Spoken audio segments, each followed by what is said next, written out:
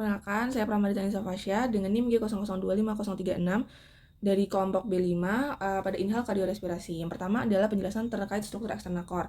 Perlu diketahui terlebih dahulu bahwa core memiliki beberapa fasies. Yang pertama adalah fasies anterior, kemudian ada apex yang dibentuk oleh ventricle sinistra, kemudian dia juga memiliki fasies diafragma pada bagian bawahnya, kemudian dia juga punya fasies pulmonalis dextra dan juga sinistra, dan dia punya fasies basis. Nah, selanjutnya dia core ini memiliki 4 ruang jantung. Yang pertama adalah atrium dextra, atrium dextrum, kemudian lanjut ke ventricle dextrum, kemudian ke atrium sinistra dan juga ventricle sinistra. Nah, dari tampak luarnya pada ini saya melihat dari fasies anteriornya. Di sini ada beberapa struktur penting yang perlu diketahui pada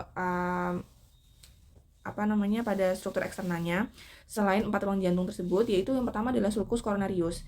Pada sulcus coronarius ini kemudian ada auricula dextra, kemudian di sini ada sulcus terminalis, kemudian ada sulcus interventricularis yang sinistra, kemudian ada auricula yang sinistra juga.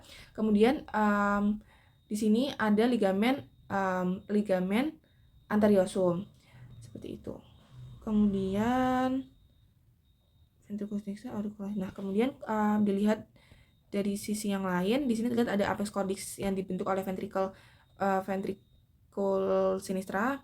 Kemudian ada sulcus interventricularis yang posterior.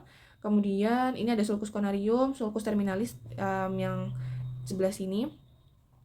Nah, kemudian di sini ada sinus obliquus pericardii, dan bagian atasnya adalah sinus transversus pericardii. Nah, kemudian core ini juga memiliki skeleton cordis. Skeleton cordis itu dibagi menjadi 4. Yang pertama adalah annulus fibrosus, kemudian ada trigonum fibrosum, kemudian ada pars membranacea septum interventricularis, dan juga ada yang interatrial dan juga atrioventrikular.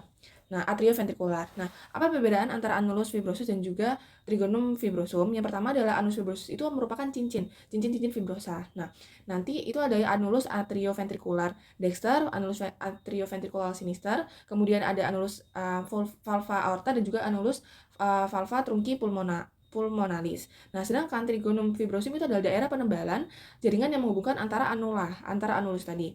Nah, sehingga terbagi menjadi 2, yaitu trigonum fibrosum dextrum dan juga trigonum fibrosum sinistrum. Nah, yang dextrum itu adalah daerah yang penebalan pada antara annulus fibrosum valva aorta dan juga annulus fibrosum atrioventricularis yang dexter. Nah, sedangkan yang sinistrum itu adalah antara annulus fibrosum valva aorta dengan annulus fibrosum atrioventricular yang sinistra. Selanjutnya pada struktur internal core, di sini dimulai terlebih dahulu dari bagian atrium dextrum. Yang pertama adalah saya mulai dari yang paling atas. Di sini terlihat bahwa adanya serabut-serabut otot. Nah, ini adalah musculus pectinae. Nah, musculus pectinae ini membuat struktur yang dinamakan sebagai auricula dextrum, menyebabkan struktur tersebut lebih kasar daripada struktur lain, yaitu septum interatrialnya. Nah, kemudian pada atrium itu memiliki lubang, yaitu namanya adalah pada fetal namanya adalah foramina oval. Tapi ketika sudah dewasa ini akan berobliterasi menjadi fossa ovalis, dan pada peninggian di sebelah-sebelahnya itu dinamakan sebagai limbus fossa ovalis. Nah, kemudian di sini juga terdapat valva eustachii, kemudian valva Tebesian yang dari merupakan valva atau katup dari sinus coronaria. Kemudian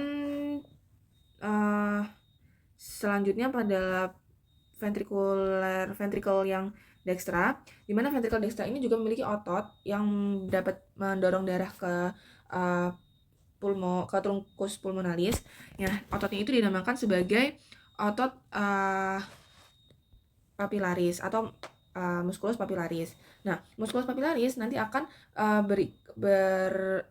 menyambung dengan chordae tendinae, sehingga dia dapat menutup katup dari katup trikuspid. Nah, valva tricuspidalis. Nah, selain itu juga dia punya struktur namanya trabecula carneae, kemudian dia punya septum marginal trabecula, kemudian dia juga memiliki punya katup pulmonari atau valve pulmonari, yaitu dibagi 3, ada yang anterior semilunar cuspid, terus ada right semilunar cuspid dan juga yang left semilunar cuspid. Selanjutnya adalah pada atrium yang sinistra, di mana sama strukturnya seperti yang atrium dextrum. Di sini dia punya fossa oval yang merupakan obliterasi dari foramen oval, kemudian punya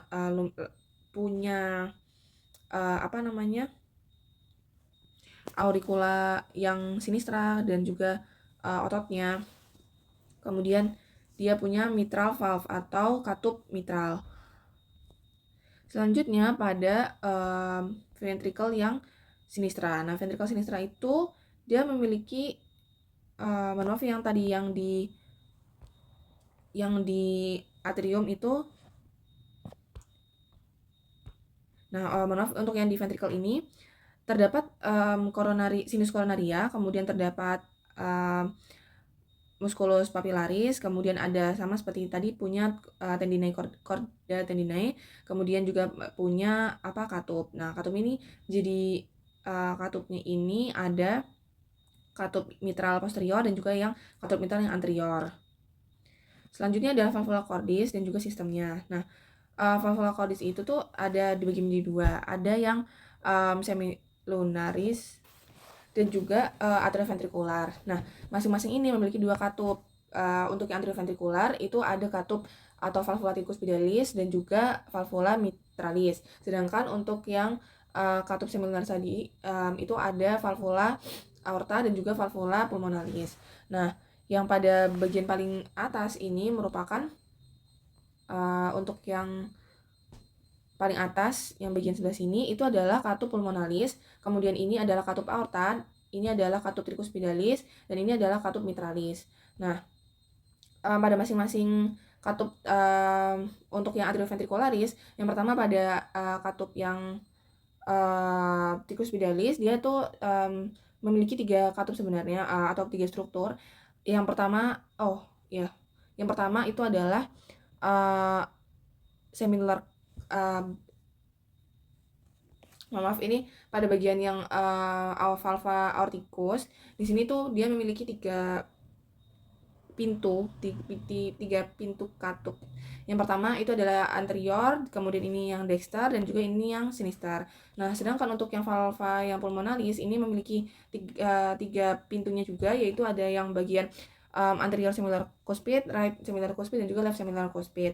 Nah, untuk sistemnya nanti ketika ada darah masuk ke atrium dexter, kemudian nanti ketika volumenya sudah cukup dan juga menyebabkan tekanan yang cukup besar untuk masuk ke dalam ventricle dexter, nanti katup tricuspidalis itu akan terbuka.